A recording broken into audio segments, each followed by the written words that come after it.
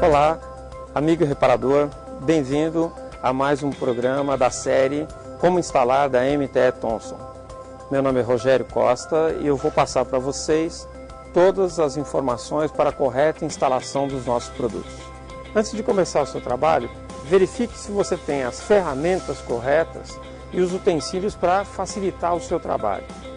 Lembrando que o uso de equipamento individual de proteção é recomendável também.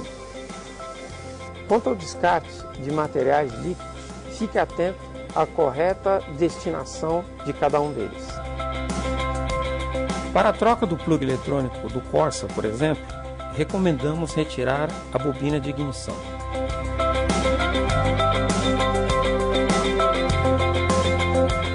Solte o conector do plug eletrônico. Note que no sensor novo já vem o anel de vedação. Solte com a chave de 19 mm, girando no sentido anti-horário o plug eletrônico usado.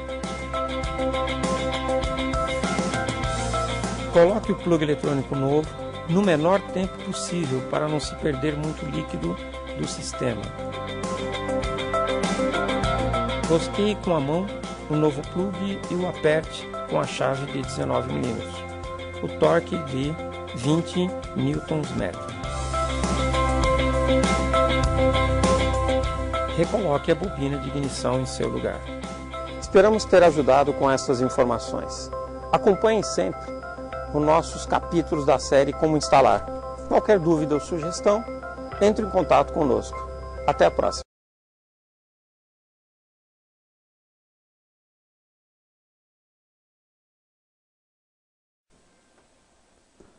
Olá, alunos do Universo do Mecânico, bem-vindos a mais uma aula técnica no seu UMEC. Hoje, aula técnica de número 12 de 2015. Sejam bem-vindos, então, a esta quarta-feira com mais uma aula de informação, dicas e detalhes sobre o GM Onix, um veículo ainda muito novo, né? Está bem novo no mercado, embora aí tenhamos excelentes vendas, né? Principalmente na região sul do país, deste GM Onix, um veículo que está aí, né, começando a aparecer na reparação independente, começando a apresentar alguns tipos de problemas, e claro, vamos lá conhecer mais e mais sobre este veículo. Um alô ao pessoal da Auto Rafim, Alessandro Tomás, Diomedes, Automecânica Chiquinho, Genério Passamai, João Souza, Zé Almir da Inject, Zé Carlos Silva Santos, Magno Bertoldi, Marcos Gutierrez, Anísio Halber, KDS Automotiva, também linkado, participando aqui de mais este treinamento no seu UMEC, o seu Universo do Mecânico. Aula de hoje, vamos falar sobre o quê?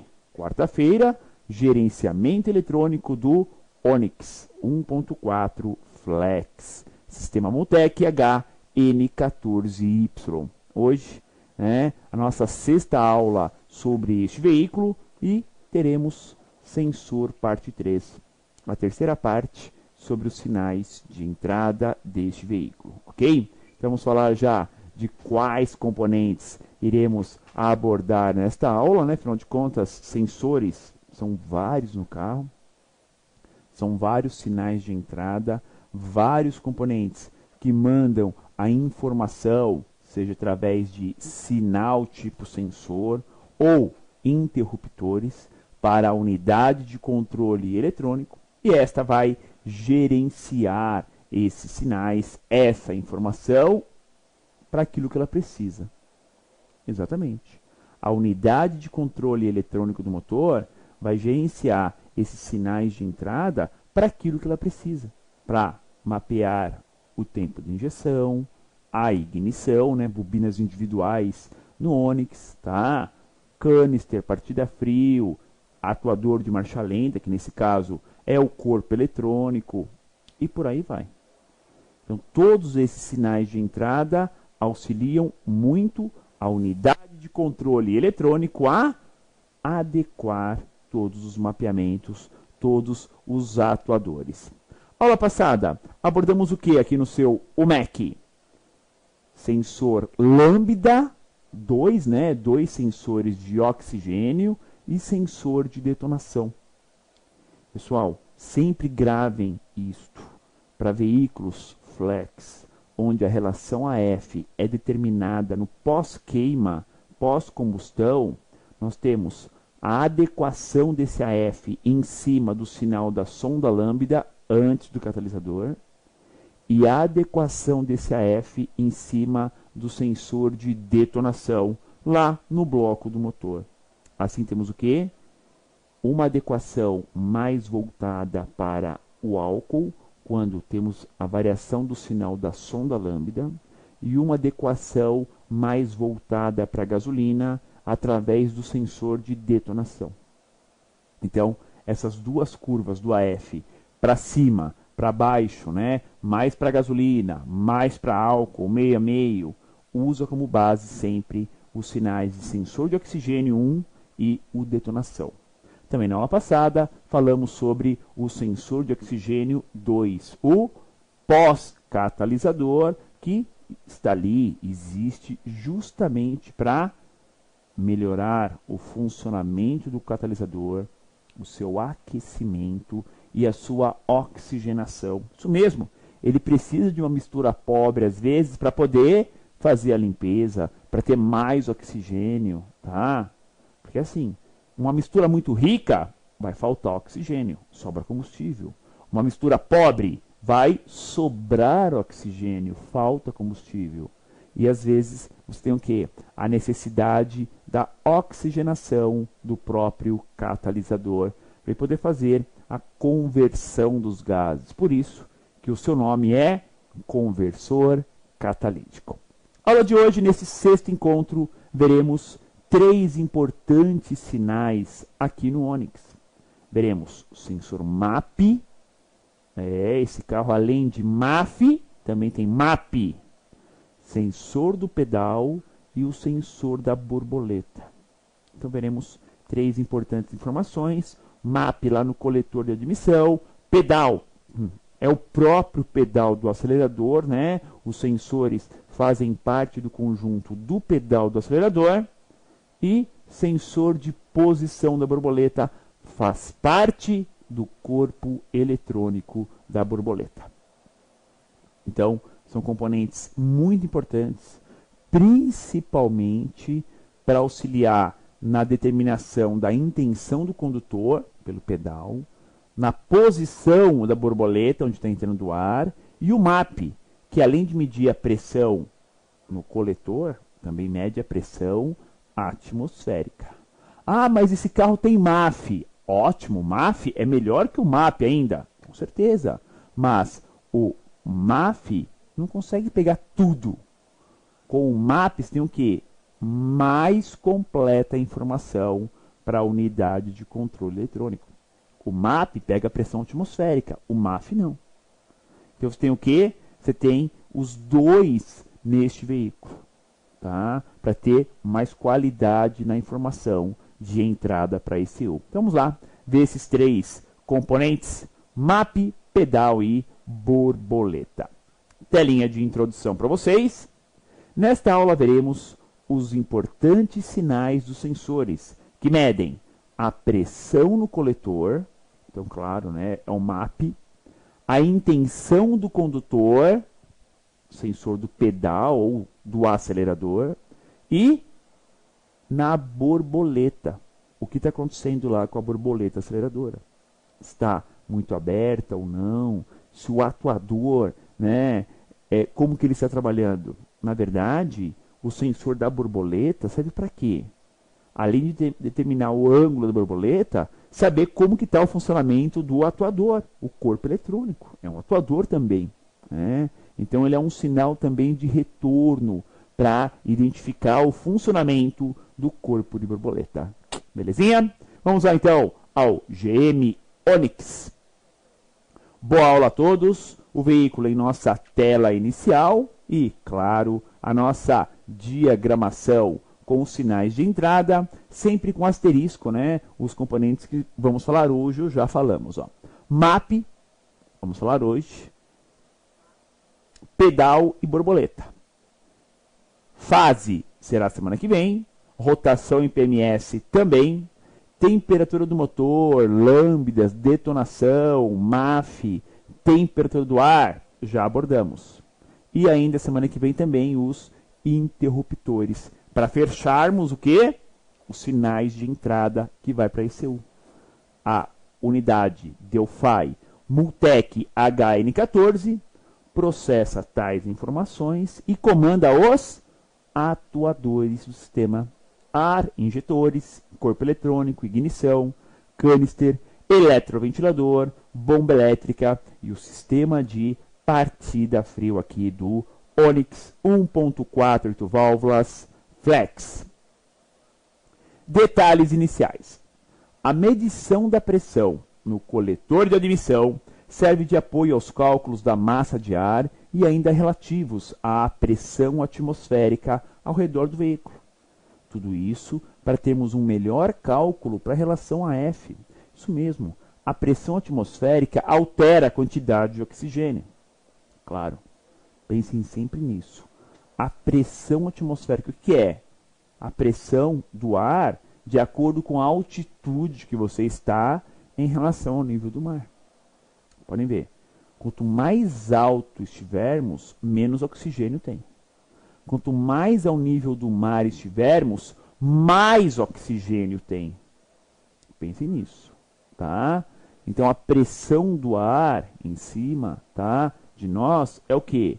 Você tem mais oxigênio ao nível do mar e bem menos oxigênio lá em cima, nas montanhas. E onde que a pressão atmosférica é maior? Eu falei do oxigênio, né? Onde é maior a pressão atmosférica? Na montanha, no alto ou no nível do mar? Pararam para pensar? Então, vou explicar uma coisinha para vocês que nunca mais vão se esquecer disso. Onde é maior a pressão atmosférica? Quando você está, né, nas montanhas e desce sentido litoral, ou, por exemplo, né, aqui em São Paulo, né, estamos aí a quase 900 metros ao nível do mar, né, acima do nível do mar. Quando tem São Paulo capital, desce para a praia, já fala, né, descer para a praia, porque realmente tem que descer, né, a Serra do Mar para chegar até o litoral. Qualquer local que você vai para a praia, você vai ter que descer, não tem jeito, a praia está no nível do mar, né? Então, sempre que você tem uma descida rápida de carro ou ônibus, muito rápida, o que acontece com os ouvidos? Começam a doer, a tampar. Por que está doendo e tampando os ouvidos? Porque eu estou rapidamente de carro ou de ônibus, saindo de uma altura aí de 800, 900, 1000 metros acima do nível do mar e indo sentido nível do mar. Só que tudo isso muito rápido. Então, onde é maior a pressão atmosférica? Lá no nível do mar. Por isso que dói o ouvido quando você desce para a serra.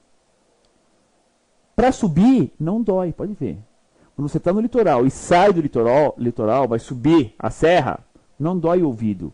Porque é o contrário. Você está vindo da praia, um local que a pressão atmosférica é maior, indo para um local que ela é menor. E aí o ouvido não dói.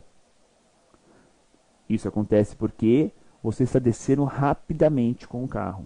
Se fosse caminhando, não chega a doer o ouvido. Por quê? O organismo dá tempo dele se adaptar.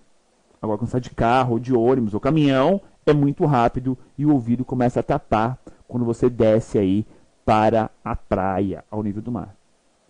Falei tudo isso por quê? Porque para o carro é a mesma coisa. Pessoal, para o carro é a mesma coisa. Você não vai tapar ou doer o ouvido do carro, mas é a mesma coisa. Em que sentido? A diferença de pressão atmosférica é a mesma. O oxigênio é o mesmo. Pensem, o carro, o veículo, o motor, ele utiliza o mesmo oxigênio que nós utilizamos para respirar. É o mesmo oxigênio. Tá? Não tem jeito. É o mesmo. Portanto, nessas descidas ou subidas, com variação da pressão atmosférica, automaticamente, variação da quantidade de oxigênio, temos a correta adaptação também graças ao sensor MAP. Nossa, falei tanto, né, de pressão atmosférica, né? para que vocês entendam mais e melhor para que é e como funciona o sensor MAP, tá? A localização aí na foto para vocês. Vamos ao texto. Temos o sensor MAP fixo diretamente no coletor de admissão e assim ele informa para a ECU em forma de tensão elétrica, a pressão atmosférica local e ainda é rápido nas mudanças de aceleração do motor para as devidas correções no mapeamento. Então, o MAP também é utilizado para corrigir o mapeamento na relação de quantidade de ar admitida no motor, ok? Isso aqui, o nosso veículo 1.4, né? E já direto, a foto dele, o sensor MAP. Chama atenção para o seguinte, é um MAP de 3 fios, porque ele é só MAP. Lembrem-se, o sensor do ar está lá junto com o MAF. Ele é só MAP, por isso que ele tem apenas 3 fios, tá? Fixo por um parafusinho junto do coletor de admissão do motor. Teoria dele. Tem a função de informar à ECU a pressão no coletor de admissão. Para isso, utiliza uma membrana do tipo placa piezoelétrica, que tem variação de acordo com a variação da pressão do coletor de admissão. Então, como ele está ligado à depressão, né? Pode ser positiva ou negativa no coletor, né? Podemos ter depressão ou pressão, tá? Uma variação no coletor de admissão. O sensor está ligado a essa depressão e pressão. Essa placa piezoelétrica ela vai alterar de acordo com a variação de pressão. Vai, como se fosse um diafragma. Claro, não é de borracha, né? Mas é uma membrana, tipo uma placa piezoelétrica. Tem negativo de um lado, positivo do outro. E a resposta. Conforme ela tem a variação, teremos o quê? Uma variação na resposta do sensor MAP. Variação do quê? Variação da pressão no coletor de admissão. Temos a variação da resposta dele para a ECU. E, de novo, não é em formato de kPa, valor de pressão, bar, nada disso. É uma variação em volts, em tensão elétrica. E, claro, a ECU faz as conversões desse valor em volts para um valor de pressão. Pode ser kPa, milímetro Hg, pode ser bar, um valor de pressão, tá? E aí temos essa conversão para a ECU adequar o mapeamento e identificar a pressão atmosférica, a pressão positiva, né, ou negativa no coletor de admissão. Lógico, não é um sensor tão rápido quanto o MAF, mas tem a sua boa velocidade. Tanto é que até hoje, né, muitos carros utilizam apenas o MAP. Muitos carros, tá? É bem comum realmente. Funcionamento, vamos ver como que ele funciona. Pus aqui a foto do coletor de admissão do Onix, né? Ó, um coletor, né? Um tubo plástico, material plástico, todo desenhado para, né, incorporar aí, né, o seu comprimento. Observem que o coletor de admissão, primeiro, ele é leve. Nesse material, ele é extremamente leve. Segundo, ele tem um desenho necessário e que caiba lá no cofre do motor. Então, ele faz o quê? Uma curva acentuada. Por quê? Se ele fosse reto, ia varar, ia passar por cima do capô. Então, ele tem um formato, né, todo desenhado, porque é um motor 1.4. Motor 1.4 precisa do quê? Ele vai ter um déficit de torque em baixa rotação. Esgoelando o acelerador, ele vai razoável. Agora, em baixa, vai ter um grande déficit de aceleração de torque. Com um coletor assim, ó, longo, eu compenso esse déficit em torque. Portanto, o coletor de admissão assim longo favorece o torque em baixas rotações, ainda mais no motor 1.4, né? 8 válvulas, realmente se faz necessário ter a compensação através do coletor de admissão. Funcionamento. Como ele mede a pressão abaixo da borboleta, já dentro do coletor, informa para a ECU essa variação. E ainda, ao ser ligada à ignição, ele mede a pressão atmosférica antes de ser dada a partida no motor. Então, primeiro, ele mede a variação da pressão abaixo da borboleta. Legal. Só que quando vai dar partida de manhã, ele vai medindo o quê? Pressão atmosférica. Não importa que ele está dentro do coletor de admissão, pessoal. Se a borboleta fica levemente aberta, temos comunicação do ar ali dentro, temos o quê? A pressão atmosférica agindo também dentro do coletor de admissão, com o motor parado. Tá? Teremos a mesma pressão atmosférica fora do carro, ao redor do motor e lá no coletor de admissão. Isso não vai ter variação. Tá? Agora, quando dou partida, vai medir o quê? Quando você dá a partida, vai medir o quê? A variação de pressão no coletor. Agora, quando eu piso até o final no acelerador, de novo, ele mede o quê? Pressão atmosférica. Sério? Eu estou esgoelando o carro, pisando até o final do acelerador, ele consegue de novo medir pressão atmosférica. Então, temos aí as variações de trabalho do sensor MAP. Está aqui ele lá no carro, ó. Olha uma foto tirada literalmente no carro, ó. Ó, fixo no coletor de admissão, tá? Um parafusinho Torx, chicotezinho elétrico, 3 fios. O acesso é um pouquinho chato, tá? É um pouco apertado o local do MAP. Até para tirar foto, observem, né? Um espaço bem restrito. Mas, um componente muito importante. Um componente que auxilia a ECU nos devidos cálculos e mapeamentos do sistema.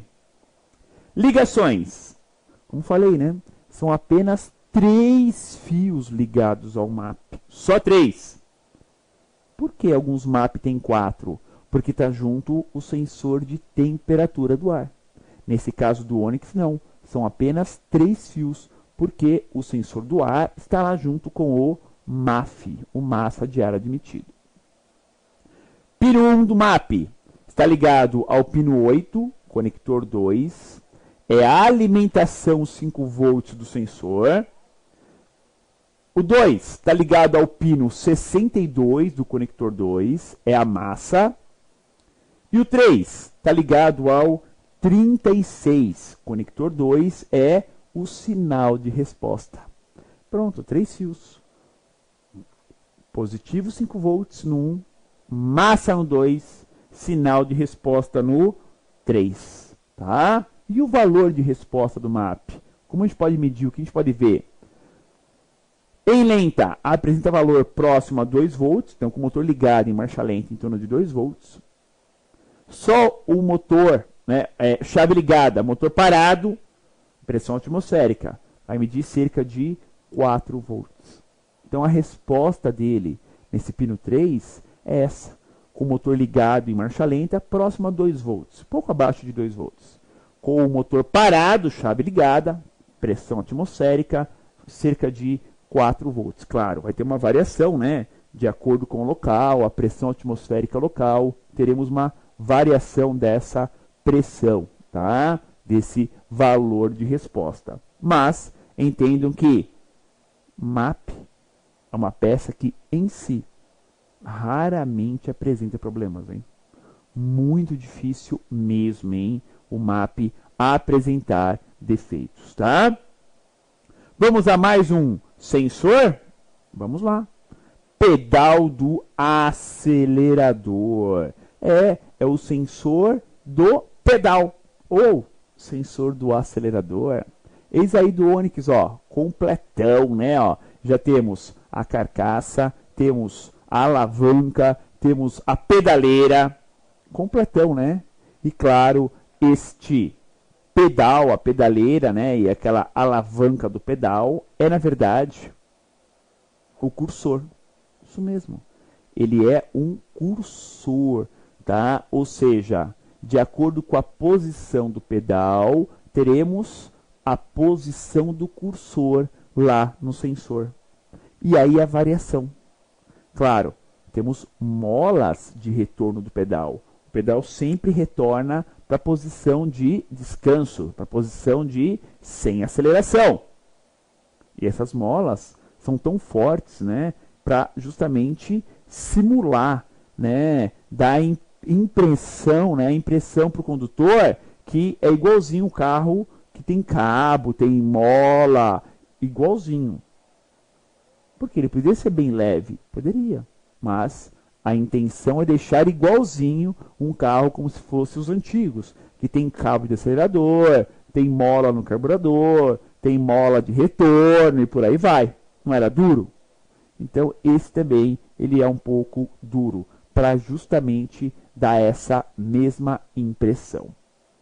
E aqui, nos 4 parafusinhos, nós temos o potenciômetro, ou seja, uma pista resistiva onde estará ligado o positivo, o negativo e no meio correndo quem? O cursor. Só que o grande detalhe é o quê? Como é um sinal primordial, né? Pedal do acelerador torna-se um sinal primordial para o funcionamento do carro, né? Afinal de contas, não tem cabo de acelerador. Temos que ter o quê? O pedal do acelerador. O pedal é tão importante que temos o quê? 2 potenciômetros. 2 sensores. Para justamente não termos erro, não termos falha. Porque se perder o sinal do pedal, para de acelerar o carro. O motor até pega, funciona. Só que você pisa no acelerador, como que o módulo vai saber que você está pisando no acelerador? Como que o módulo vai saber qual é a intenção sua de pisar no acelerador? Quanto que você vai pisar? Não sabe. Então se perde o sinal desse cara aí, que acontece? Aí você identifica essa falha, acende a luz de anomalia e acelera um pouquinho o motor, para que você consiga pelo menos manobrar o carro, tá? Então, é um sinal extremamente importante. Tanto é que temos 2 sensores num só, né? É que nós vamos ver já já aqui na sequência. São 2 potenciômetros, tá? 2 respostas para justamente termos o quê? Mais confiabilidade, tá? Pedal do acelerador. O sinal da intenção do condutor é medido através do sensor duplo do pedal do acelerador. Assim, estes 2 sensores enviam sinal para ECU, mas de forma inversamente proporcional. Para o módulo saber quem é um, quem é outro. Nós temos um com a variação, né, na crescente, outro na decrescente. Isso tudo numa escala em volts. Então, temos um sinal variável, uma pista resistiva, que vai variar a resposta em volts. Só que uma é 0 e 5 volts, a outra é 5 e 0. Ou seja, a alimentação da pista é igual, só que invertida. E são 2 pistas distintas. Elas compartilham tão somente o cursor, que é o pedal do acelerador em si. Ela que é compartilhada. O restante, não. Não. Tudo isolado. Cada um tem o seu. E é o que veremos já já na segunda parte aqui da nossa aula. Aqui o painel de instrumentos do Agile, né? Observem aí, ó, painel de instrumentos, ó. O ponteirão aí, pessoal, é o conta-giros. É a rotação do motor, tá? A velocidade é digital. Observaram? Muito bem. E vamos lá, claro, a mais uma dica. A intenção do condutor, através do sensor do pedal, é muito importante. Assim, Sem esse sinal, o motor ficará acelerado, sem nenhum comando a mais da ECU no corpo de borboleta, pois fica sem referência. Então deu pau nos dois sensores, né, o chicote, etc.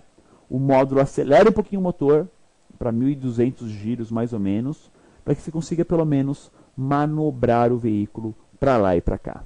Ok?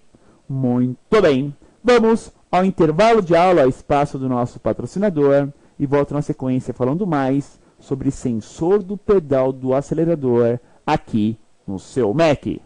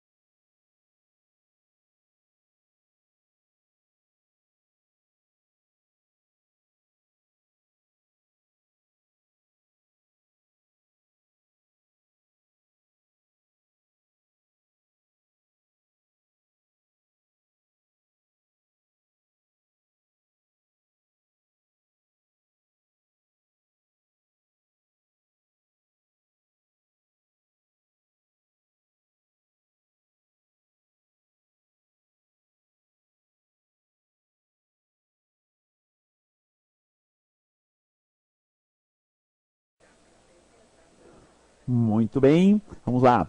Continuando, né, com o assunto pedal do acelerador, né, o sensor do pedal do Agile 1.4 Flex. Outra foto aqui na telinha para vocês, né, do próprio pedal do Onix, tá? E temos 6 fios. Meia dúzia. 6 fios no sensor do pedal do Onix, tá? Por que 6? Porque temos 2 sensores. Ah, legal. Só que tudo independente. Cada um dos sensores tem o seu positivo, o seu negativo e a sua resposta, obviamente. Não é compartilhado nem o aterramento, nem o positivo. Por isso são 6 fios, tá? Então vamos falar sobre as medições aí no pedal do acelerador, né? O sensor que mede a intenção do condutor através do que ele quer pisar no acelerador, transformando isso em torque, aceleração, retomada lá no motor do carro, tá? Então falando aqui das medições, né, do pedal do acelerador. São 6 fios neste sensor, assim temos 2 sinais completamente solitários. Eu disse solitários, isolados, tá? E ainda com cada sensor com suas respectivas ligações, positivo e negativo independentes. Pessoal, o que eles têm em comum é a carcaça. É o conector de 6 fios, né, o mesmo conector, né, 3 para cada um, e o cursor, ou seja, o cursor é um para cada. Mas quem aciona o cursor? O pedal do acelerador. Tá? Quem retorna o cursor? A mola. Né? Você pisa no acelerador, você vence a pressão da mola. Estirou o pé, a mola traz o pedal para cima novamente. Tá? Então essas são as medições no pedal do acelerador. Bom, quais são as ligações no pedal? São 6 fios. Então vamos lá, ó. 6 fios. 1 do pedal do acelerador. Está ligado ao pino 19, conector 1 do módulo. Então tá assim, ó, sempre 19, C1 é o conector 1, tá? 5 volts do P2, ou seja, é a alimentação positiva 5 volts do potenciômetro 2, pino 2. Está ligado ao 42, C1, sinal do P2, é a resposta do potenciômetro 2. E o pino 3 está ligado ao 21, conector 1, é o massa do P2. E agora vamos para o P1, o potenciômetro 1. Pino 4 ligado ao 20 é o massa. Pino 5 ligado ao 40 é a resposta, o sinal. Pino 6 ligado ao 5 é o positivo, 5 volts. Ok? Então temos o quê? 3 fios para cada potenciômetro. O P1 tem o positivo 5 volts e a massa. O potenciômetro 2 tem o seu positivo, a sua massa. E cada um envia o seu sinal. Né? O sinal vai para o pino 42 do módulo, que é o P2, e para o pino 40 do módulo, que é o P1. Então assim temos os 6 fios em ligação neste componente. E os valores dele? Temos 2 potenciômetros, exatamente, P1 e P2. P1, então chave ligada, medindo no sinal de resposta dele, tá? Então só ligar a chave. Como é pedal do acelerador, não precisa funcionar o motor. Só ligar a ignição e eu simulo o pedal do acelerador. Simples, tá? P1, medindo no sinal de resposta, teremos uma variação de meio volt, borboleta fechada, né? Pedal solto, né? Não é borboleta, é pedal solto, a 4 volts ao acelerar 100%. Então, sem pisar no acelerador, meio volt. Pisou tudo, 4 volts. Claro, você pode pisar lentamente e acompanhar a variação do sinal. Até num osciloscópio, legal, ótimo, é possível sim, tá? Então a variação do P1 é de 5 a 4 volts. P2. Então medindo o sinal de resposta do P2, chave ligada, a variação deverá ser de 4,8 volts, ó, quase 5, a 0,8. Inverso. Então o P2 sem pisar no acelerador, 4,8. Pisando até o final, 0,8. E claro, mesma coisa. Eu posso pisar lentamente e a variação do sinal será progressiva, né? Ou regressiva, né? Podemos usar a palavra assim, nesse 4,8 a 0,8. Tá ok? O importante aqui são 2 potenciômetros, que a ECU tem condição de cruzar as informações e ainda substituir um pelo outro em caso de panes, tá? É possível sim. Vamos lá a um outro sensor desta aula, potenciômetro da borboleta aceleradora. Se nós já sabemos, né, qual é a intenção do condutor pelo pedal do acelerador, também temos que saber o quê? A posição da borboleta. Afinal de contas, não tem cabo de aço ligando o pedal à borboleta. É um acionamento eletrônico. É por fio.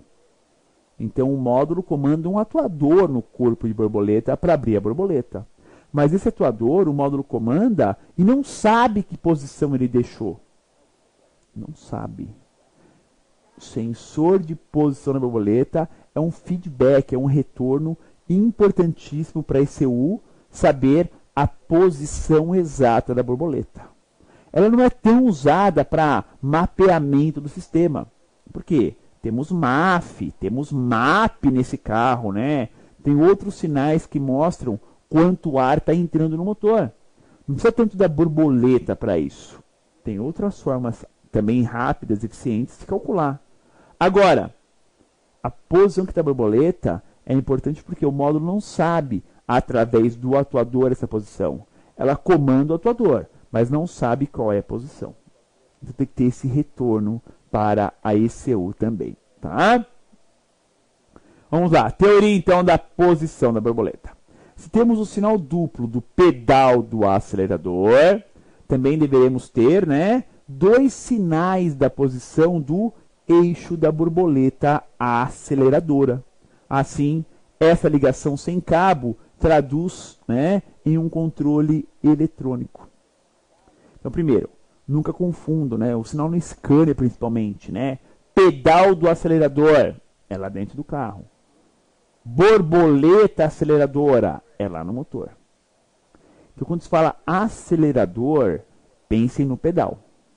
Borboleta, é o corpo lá na frente, tá? Para não confundir as duas informações.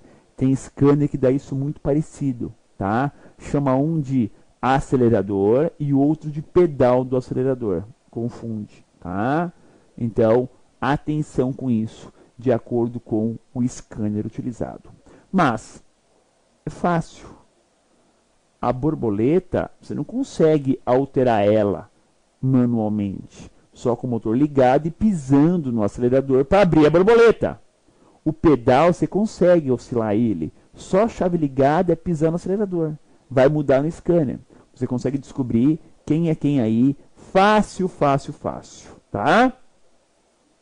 Como que funciona a tal da borboleta aceleradora? Está aqui, ó, na tela de vocês, o corpo eletrônico aplicado aqui no Onix, ó. Uma borboleta, o eixo.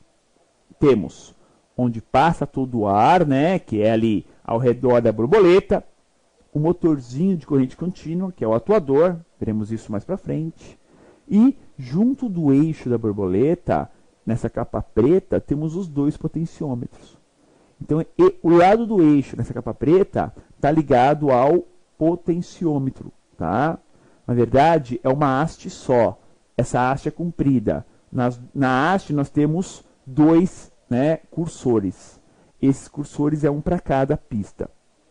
Do outro lado do corpo de borboleta, tá? Nesse espaço, né, formato de círculo que nós temos no eixo, é um rolamento. Então, o eixo da borboleta, nesse caso, ele é roletado, tá? Não é contato metal-metal, né? O eixo com a carcaça de alumínio. É roletado realmente, vai um rolamento ali para girar mais fácil, não ter desgaste, falsa entrada de ar e por aí vai. Funcionamento, então. São duas pistas que possuem variação através de um resistor rotativo, mas que compartilham a alimentação positiva e negativa. E para se diferenciar, temos valores diferentes entre um e outro. Então são duas pistas de resistência elétrica. Ambas têm de um lado 0 e do outro 5 volts. Então a variação em ambas é na crescente. Sai de 0 e vai chegar quase a 5 volts nos dois potenciômetros. Tá? Mas para diferenciar um do outro, tem uma pequena diferença de valores entre o P1 e o P2.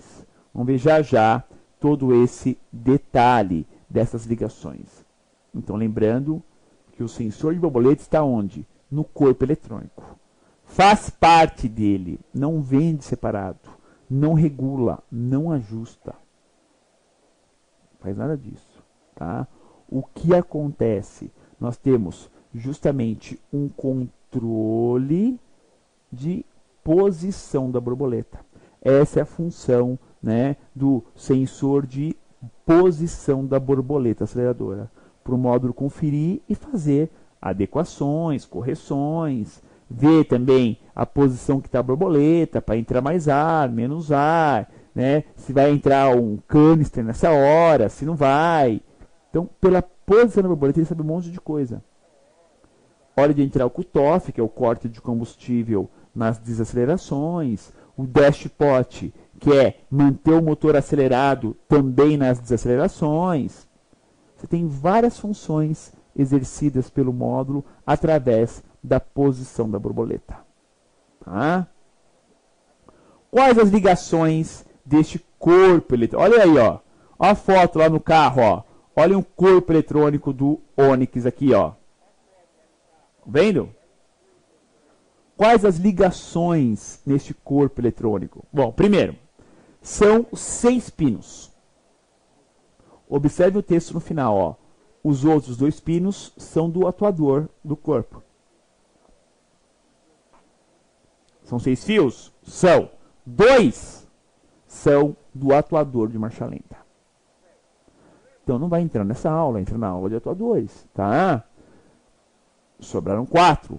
Desses 4 fios, temos 2 fios de resposta. Então, obviamente, se tem 4 fios, 2 são resposta, os outros 2 são o quê? Positivo e negativo compartilhado. Vamos lá. Então, aqui, ó, os pinos do corpo de borboleta começam no 3, né? Porque o 1 e o 2 já é do atuador, então não aparece nessa aula. Pino 3 está ligado ao fio 5, conector 2 do módulo. É o sinal do P1, é o sinal da pista 1 da borboleta. Terminal 4 do corpo, ligado ao pino 60 do módulo, C2, é a massa para os 2 sensores.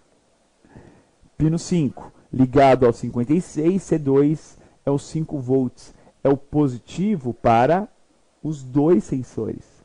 E o pino 6, ligado ao 9, C2, é a resposta, é o sinal de resposta do P2.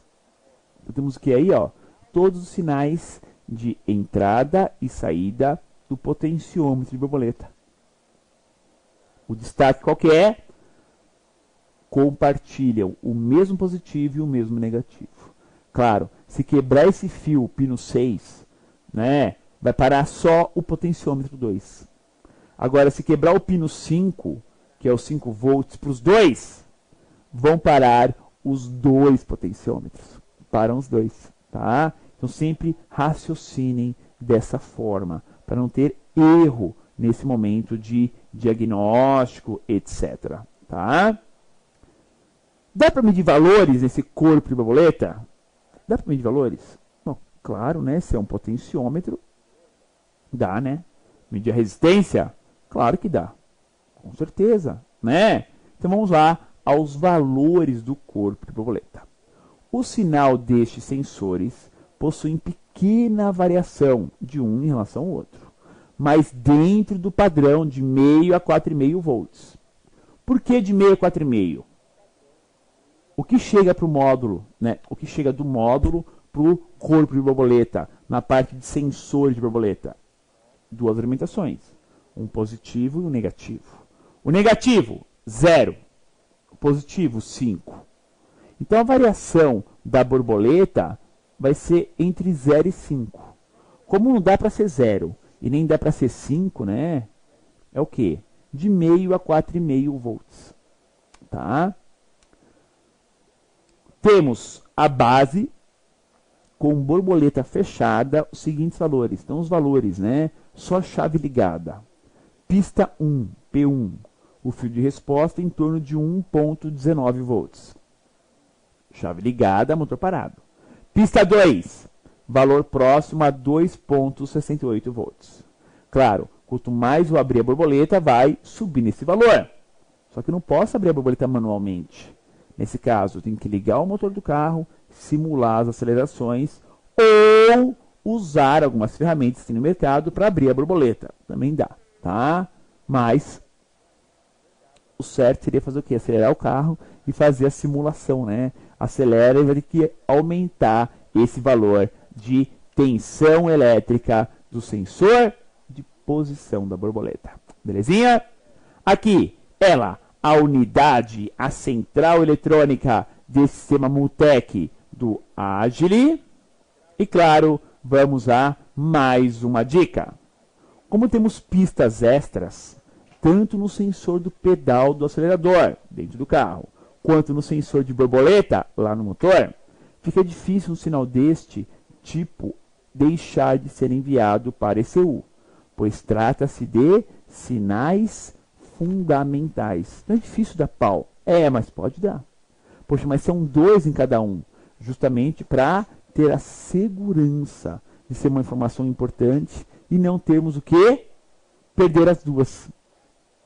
Então, é importante sim fazer medições, passar scanner, porque às vezes tem um defeito, mas ele não está evidente. Está usando só uma das pistas da borboleta, a outra parou, morreu. Mas o sistema funciona, claro, mas por segurança tem que trocar para ter as duas novamente, né? A pista 1 e a pista 2, com certeza. Perguntinha da nossa aula. É comum o sensor lá do corpo, sensor de borboleta, apresentar falhas? Respostas, né? A resposta é não. Mas mau contato podem ocorrer. Sempre limpe os terminais elétricos. Aplique limpa-contato, encaixe, principalmente corpo, pedal, tem sujeito ali umidade, a água. Faça a limpeza com limpa-contatos elétrico. Belezinha? Muito bem. Vamos ao intervalo de aula, ao espaço do nosso patrocinador e volto na sequência com o nosso plantão de dúvidas aqui no seu MEC.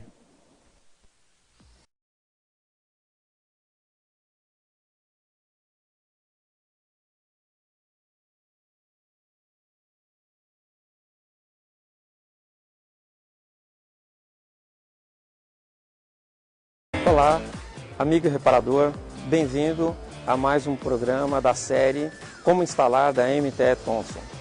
Meu nome é Rogério Costa e eu vou passar para vocês todas as informações para a correta instalação dos nossos produtos. Antes de começar o seu trabalho, verifique se você tem as ferramentas corretas e os utensílios para facilitar o seu trabalho.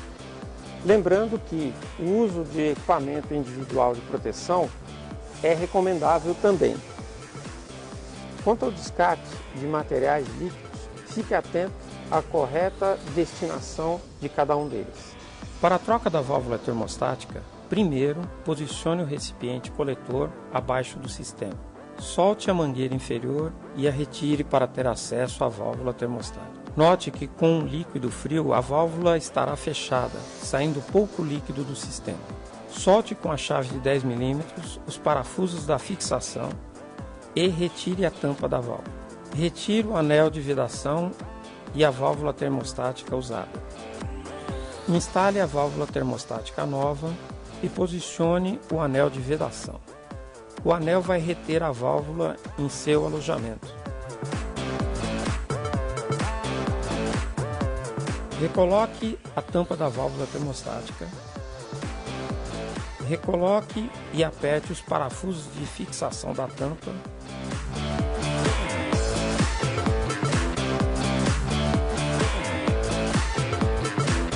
Recoloque a mangueira no bocal da tampa da válvula. Reposicione a abraçadeira e aperte o parafuso da mesma. Esperamos ter ajudado com essas informações. Acompanhe sempre os nossos capítulos da série Como Instalar. Qualquer dúvida ou sugestão, entre em contato conosco. Até a próxima.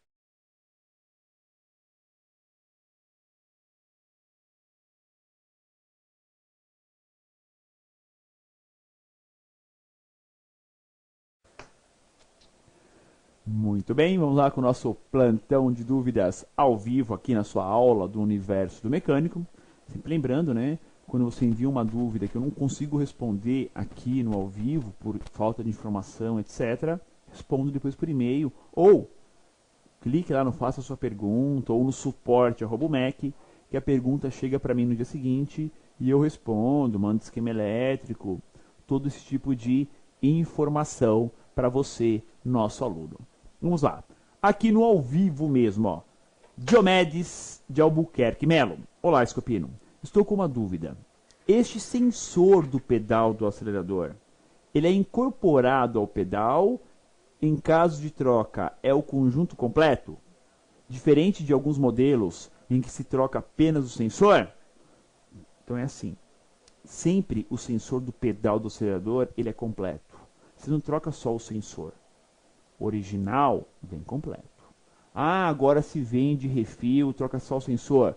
Sim, funciona e existe já no mercado, tá? Mas não é para toda a linha, né? Então, alguns modelos é possível trocar a placa, Positivo. Mas se o defeito for o cursor, não tem jeito. Tem que trocar o pedal completo mesmo, tá? Então, muita atenção. Na hora que for trocar uma placa de sensor do pedal, deixe bem claro para o cliente, é uma tentativa. Se você desmontar e o cursor estiver danificado, não adianta trocar a placa. Perdeu o sensor inteiro. Tem que trocá-lo por completo, tá? Magno Bertoldi perguntou: professor, quando aceleramos o motor, o sinal do MAP em volts, né, a resposta, aumenta ou diminui? Então é assim. Quando você pisa no acelerador, que está provocando aí uma depressão, né, está entrando mais, né, ar, oxigênio no motor, ele cai o valor. Então vai ficar abaixo de 1 volt, tá? Se você mantém acelerado e estabiliza, ele vai subindo.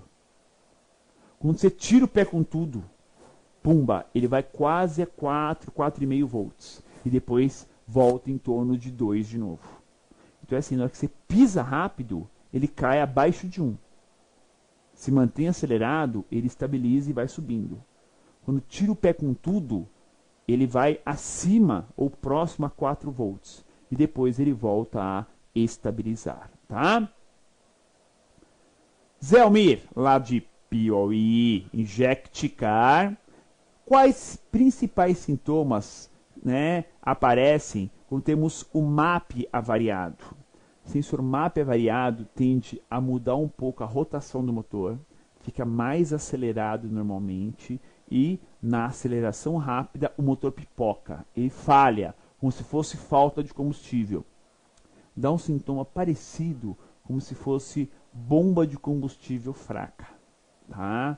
Então, os principais problemas relacionados ao MAP avariado, tá? Pergunta do pessoal da KDS Automotivas. Professor, sintomas que o pedal do acelerador esteja com defeito. Não responde ao comando. Lembre-se, o sensor do pedal do acelerador, ele mede o quê? A intenção do condutor, de quem está dirigindo. Quando ele está com defeito, ele não responde. Ou seja, você pisa, ele não responde. Ou dá um buraco na aceleração, demora a responder. Quando se tem alguma falha na pista, como se fosse um buraco na pista resistiva, tá? Ou seja, ele para de funcionar e volta em seguida, temos engasgos no motor também. E defeitos assim na pista, a forma gráfica e mais próxima da perfeição para enxergar é o osciloscópio. Tá? Com o multímetro analógico também dá para ter uma boa ideia se ele está ou não com defeito. Você colocou o multímetro analógico lá, lembra de 0 a 5 volts? Ao acelerar, o ponteirinho vai de 0 a 5 volts. Sobe, desce bonitinho. Se tem alguma falha na pista, ele oscila e depois continua subindo. Com o osciloscópio é parecido. Você vai ver um sinal do sensor subindo. Se tiver falha na pista, ele vai dar um dentinho e depois continua subindo. Então o sensor realmente estará com defeito nesse tipo de diagnóstico. Então é assim, pessoal. Pista resistiva, tanto pedal do acelerador, como corpo de borboleta, como boia do tanque, é uma pista resistiva. Podemos medir, tá, com osciloscópio ou com multímetro analógico. Multímetro de ponteiro. Você comprar um caro, compra um baratinho, só para esse teste, tá? Ele oscila o ponteiro. E quando tem alguma falha no meio do caminho, ele vibra o ponteiro e continua subindo. Com o osciloscópio é parecido. Com o multímetro digital, você não pega essa falha. É mais difícil. Porque é muito rápida a mudança dos números. Você não enxerga que ele caiu e voltou a subir. Tá ok? Então fiquem atentos a isso. Também ao uso do multímetro analógico para medir pista resistiva, né? Boia de tanque, pedal do acelerador e corpo eletrônico, tá? Ou osciloscópio, para quem tiver. É uma ferramenta maravilhosa para não só para esse teste, né? Como para uma série de testes no veículo. Belezinha? Muito bem, caros alunos do Universo do Mecânico, chegamos ao final de mais uma aula técnica aqui do Onix. Semana que vem veremos a parte final dos sinais de entrada, a aula sensores, parte 4. E atenção, hein, ó. Vamos falar de rotação, vamos falar de fase e alguns interruptores. Ficamos por aqui. Um grande abraço a todos e até a nossa próxima aula.